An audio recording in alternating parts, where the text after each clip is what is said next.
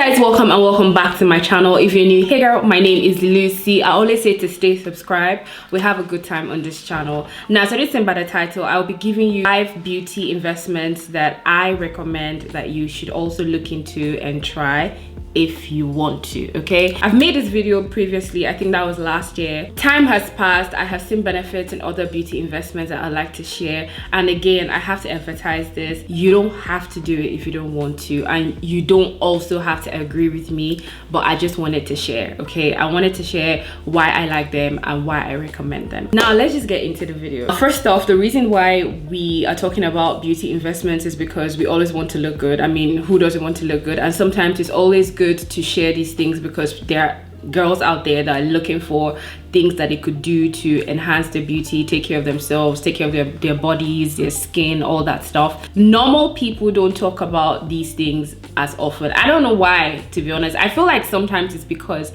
people are not okay sharing the things that they do to keep themselves together or their maintenance routine and all that stuff. I don't have a problem with it because I believe that if I like it, somebody else would definitely like it as well. And I mean, if someone's looking for, you know, a way to eliminate a certain type of concern, skin problem, whatever, or something to add to their routine already, I mean, I could share mine, and then if you like it, you add to your routine. But anyway, the first beauty investment that I recommend that you can try is laser treatment. Laser treatment basically removes like hair from your body permanently. So if you don't want to deal with shaving or waxing like every 2 weeks, every 3 weeks, or every week, depending on how your hair grows or how fast your hair grows, then you can try laser treatment. I personally love laser treatment because you don't have to worry with waxing or like shaving. You have that done permanently and hair doesn't grow in the area that you target. I personally love to target my underarms because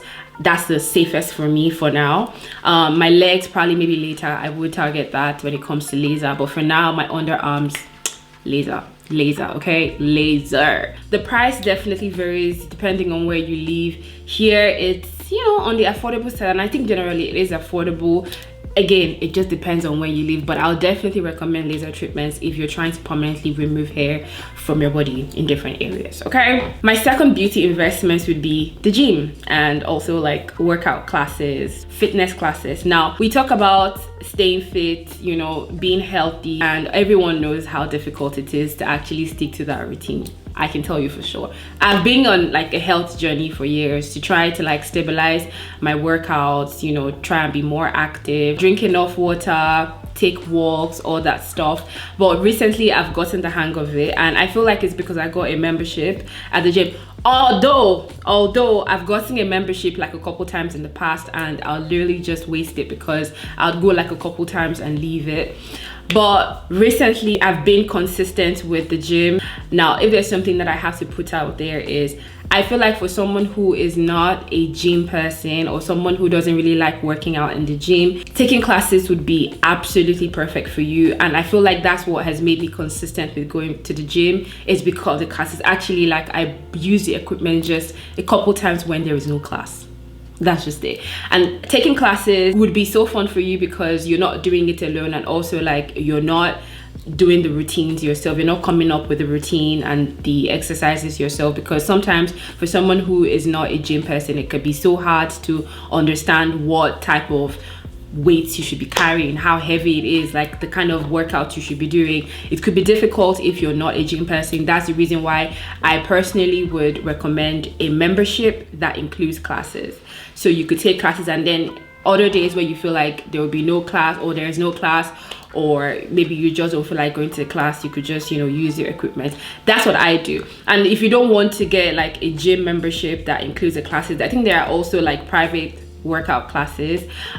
There's also Pilates as well. There are different Zumba. Oh my god, Zumba, you can take that. That's good. I love Zumba classes because it's fun. You dance, but at the same time you're losing fat and gaining, well, I don't know if you're gaining muscle, but pretty much you're losing fat, you're sweating, you're getting toxins out of your body, all that stuff. If you can find that in your area, which I'm pretty sure you can find anywhere, it doesn't matter where you are, get a class. That would help you with your fitness goals. That will put you in shape, and obviously to look good you have to feel good, and if you work out, trust me, you're going to feel good. It has helped so much with my mental health, my overall fitness, body, just everything. Working out has completely changed my life consistently, and honestly there are times where I want to even feel sad, which is kind of like a toxic thing, to be honest, but I'm just like, I can't feel sad because I don't know, that hormone is not activated, it's dead, just because I work out a lot.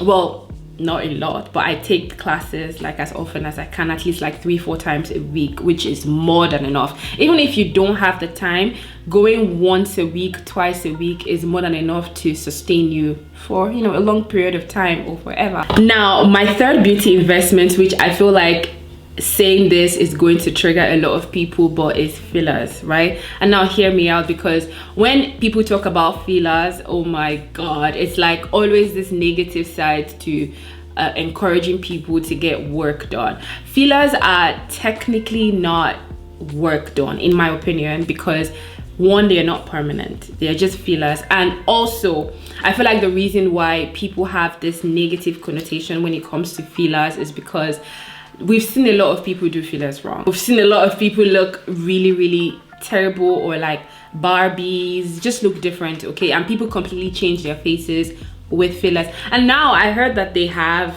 well, fillers for the butt, like instead of going in for like surgery, BBL and all that stuff, they just have fillers. I personally wouldn't try that, to be honest, because that's just doing too much. I wouldn't do that, but obviously, like, if you want to, you can.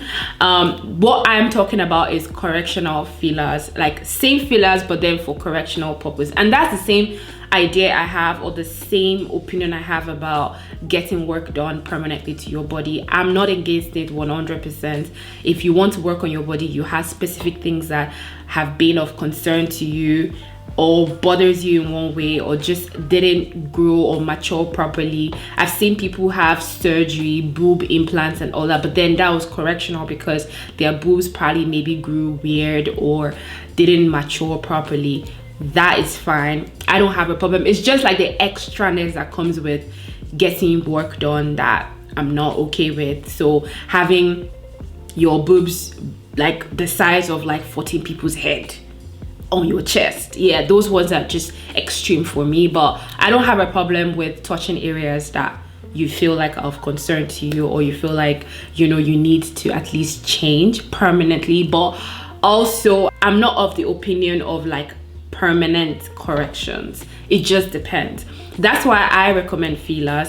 Fillers are good, correctional, like simple things like the hollow under your eyes, or gummy smile, or like a little, you know, touch up here and there. Just listen, those things actually last on your face like a couple months, like 3 to 6 months to 8 months. Or if you do the under eye, that could last a longer time. I think maximum is like a year, 2 years under your eye, but that's a good one. Like under your eye is a good one. If you wear makeup, you know that it bothers everyone if you have like the hollow under your eyes, or like the deepening under your eyes, and it's just not a good look because obviously products sink in there, you kind of look weird. So filling that area up is definitely a must. If I have someone who has that situation, I'll definitely recommend fillers for them, because I mean it looks better, it brightens up your face, it brightens up your eye. So I definitely would recommend that for anyone. But yeah, correctional fillers like here and there on your skin, I definitely recommend it as long as you need it.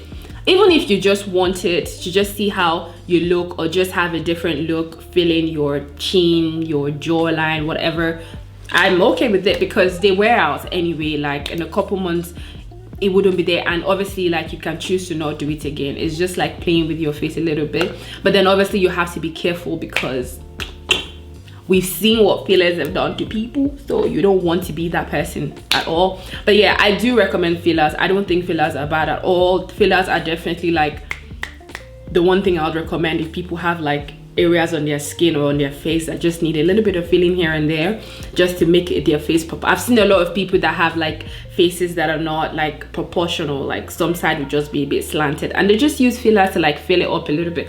That's fine. Like, I mean, it'll wear off, then you see how you like it. If you want to get it done again, you can get it done. If you don't want to, obviously you just move on with your life, and it doesn't do anything to you. For the most part, it's hyaluronic anyway, and our body produces hyaluronic on its own, so as long as you don't overdo it. My fourth beauty recommendation or investment on a monthly or weekly, bi-weekly, however you like to get your manicure and pedicure done, is a manicure and pedicure, basically, like a good one. Honestly, I like to have my staple person when it comes to my manicure and my pedicure. Obviously, it's really difficult in Budapest to find somebody that would just be your person, because it's quite difficult for those services in Budapest. So if you're watching me in Hungary, in Budapest, and you do nails really well, you know, mani and pedi really well, hit me up. I will try your service. But for the most part, honestly, I don't see why as a girl you shouldn't have your mani and your pedi done. I do mine every 3 weeks, but you don't have to go the extra mile. You can literally get like a simple mani and pedi, so just clean your cuticle, your nails, all that stuff, and not do any other thing. So not fixing extensions, not doing all of that. You could literally just clean up and go, right? And that's what I'm talking about. If you want to do anything extra, like get gel and all that stuff, do designs and stuff, that's totally on you. But I'm talking about mani and pedi. Like, I don't see why you should skip on that. Nails are heavily important in a female, in everyone's life. I was about to say in a female's life, but like literally anyone's life. Like, you're not going to meet someone for the first time and then their nails literally have stored up dirt and bacteria, and it's so visible when your nails are dirty. Like, it is so visible. Like, anyone can see that you literally have, because when you have dirt in your nails, like it gathers inside it and then it becomes black. Like, it discolors. You see it there that the person's nails are bad. You don't want to be that person. And honestly, we eat with our hands, okay? We eat with our hands. It's the most oh Jesus, we eat with our hands.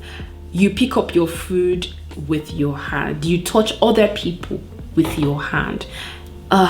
Mani and pedi, you guys, like, it is so important. Good hygiene always includes, in fact, the top of the list. Our feet carries a lot of dirt, so you just have to scrub, clean, and if you can't do it on your own, obviously you get a professional to do it for you. Now, the last beauty investment that I want to talk about is something that I feel like nobody expects me to talk about, but I'm going to say, and that is the braids under your wigs. And this is for the girls that wear wigs, aka me. The reason why this is part of this is because I actually think it's not a thing for most people to take care of the braids under your wigs. Like, it's not as if it's not a thing. I don't think people take it that deep, and that is what I want to talk about. You should take it deep. Like, I know there are people that literally just put their hair into like two like dookie braids and then they're out, they're just there, right? You know your hair, you know how well your hair functions, you know how to deal with your scalp, so I'll definitely do what you want to do with your hair. But I feel like under your wigs, like, your scalp needs to breathe, and you need to have that freedom to be able to oil your scalp at least every day. And the thing is, quite frankly, we're not able to do that, especially if we wear wigs like for an extended period of time. There are some of us that actually get the wigs installed and then we carry it for 2 weeks. I personally don't do that because I can't function with wigs like on my hair. Sometimes I do if I'm on vacation though, but like normally I'm not the kind of person that's going to have one wig installed in my head for 2 weeks. Absolutely not. Only if it's like important, like really important that I have that wig and I wouldn't have time, then yeah. But I don't do this because I don't like anything on my head. I like my scalp to breathe, and that's the point I'm trying to make. If you don't like braid your hair like neatly under, your scalp isn't receiving as normally with the wigs on top, is not receiving air. But if it's not properly braided, then it's even worse. Like, there's no air getting into your scalp. So I always say to invest in getting it professionally braided. I get it professionally braided. Another funny reason why I feel like it should be braided is because when your hair is neat underneath your wig, you're not really scared or that worried when you have to take off your wig in places that, you know, you normally wouldn't take off your wig, if that makes sense. Say for instance, like mistakenly your wig falls off, obviously it's embarrassing regardless of how your hair looks underneath. But like, if your hair is neat underneath, then it's fine, sis. Like, it's okay. Now that's pretty much everything that I have to share with you guys in this video. Did any investment that I mentioned in this video sound new to you? Do you already incorporate any of this beauty investment in your life? Let me know in the comment section. Thank you guys so much for watching this video, and I will definitely see you in my next one. Bye.